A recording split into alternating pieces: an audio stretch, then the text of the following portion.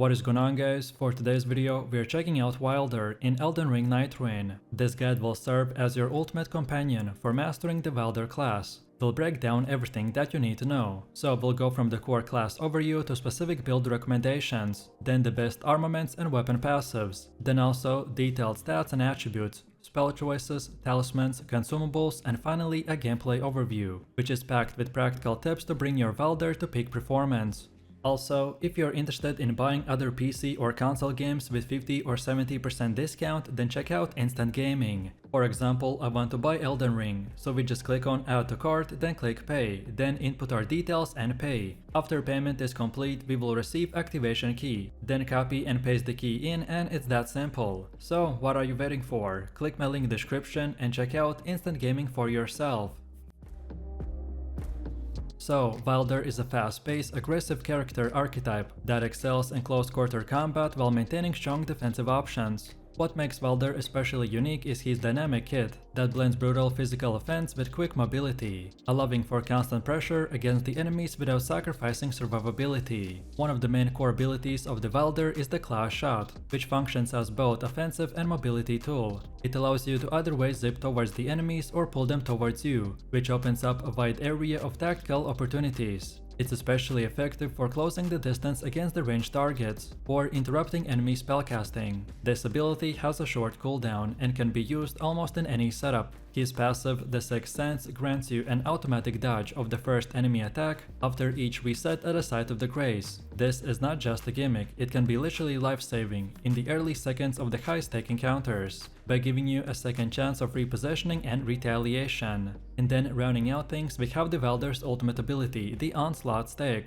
which when activated will unleash a devastating AoE ground, which slam deals massive damage and knocks back enemies. It's perfect for crowd control, pushing groups or finishing off bosses at a low health. The synergy between these three core mechanics will create a playstyle that feels both impactful and tactical. Then next up, let's take a look at the best builds for the WYLDER that cater towards different playstyles. So first we have the Barbarian WYLDER build, which as the name implies, embraces the WYLDER's core identity as a versatile frontline fighter. He is built around physical damage, stamina management and survivability, by giving you the tools needed to adapt to most situations. In this setup, you will want to build heavy, greatsword type weapons like the Knight's Greatsword or the Flame Purge. These weapons offer solid base damage and scaling while allowing for the stagger and bleed based gameplay. Also, two-handed weapons will complement the WYLDER's innate passive buffs, and with the right setups, you can punish enemies with a relentless aggression. Talismans like the Archery's Favor will increase your HP and the stamina pool, giving you more breathing room in the prolonged fights. Then Axe Talisman is also a great complement to your main weapon, by boosting your charged attacks to deliver crippling blows,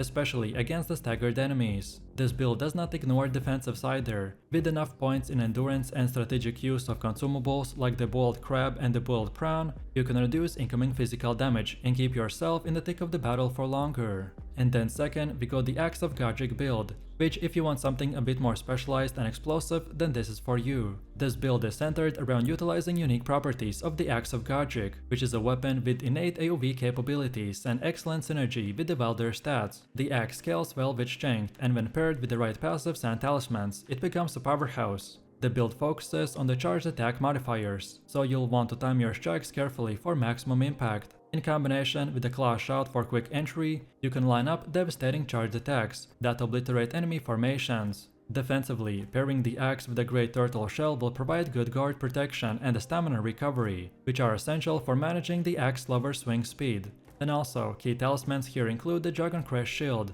for reducing physical damage, and again the Axe Talisman to amplify your offense. Spells like the Golden Veil will further push your attack and defenses to new heights, making you a juggernaut in boss fights and the other skirmishes.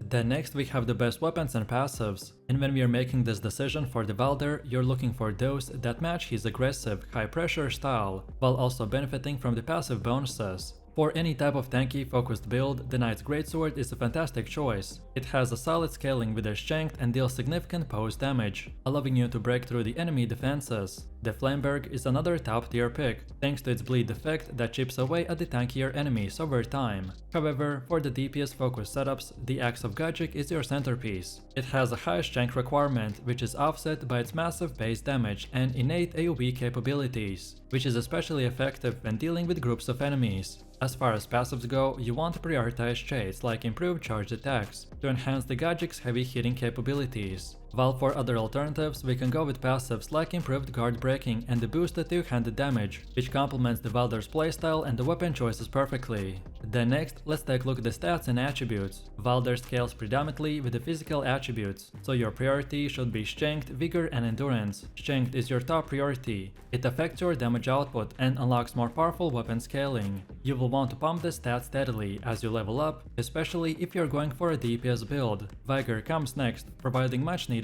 health to survive in close range fights. Then also, a larger HP pool will allow you to be more aggressive without constantly backing off to heal. Then endurance will support both your stamina and equip load. It's vital not just for rolling and blocking but also for sustaining pressure, with long combos and the charged attacks. These three stats form the core of your attribute allocation. And then dexterity can be largely ignored unless you're experimenting with specific weapons. And then intelligence or fate are only necessary for utility spells. Next up, while we're talking about spells, let's go over them. While Wylder is by no means a caster-focused class, integrating a few supportive spells can greatly increase his combat efficiency. The standout choice here is the Golden Vow, which is a spell that boosts both attack and defense for a short duration. This buff is especially impactful during boss fights or before engaging enemy targets. Using spells like this efficiently will allow you to squeeze out even more damage and survivability without relying on heavy magic stats. Just a small fate investment is enough to cast the Golden Vow, which again makes it a valuable addition for any playstyle.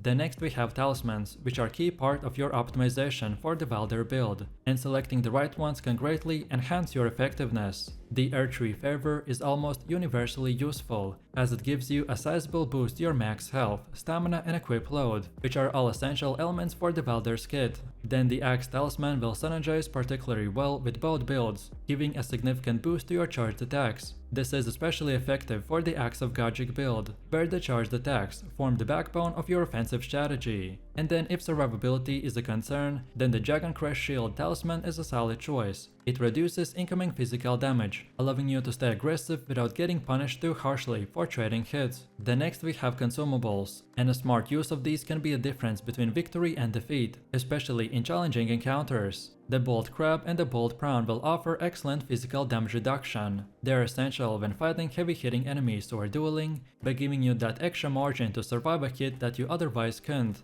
Exalted Flesh is also a strong offensive consumable, boosting your attack power temporarily. I recommend to use this before entering a boss arena or challenging fight to maximize your burst potential. And finally, the Lightning Grease can also be situationally very useful, especially against enemies weak to lightning, so applying it to your weapon gives you an elemental edge, without the need to spec into magic stats.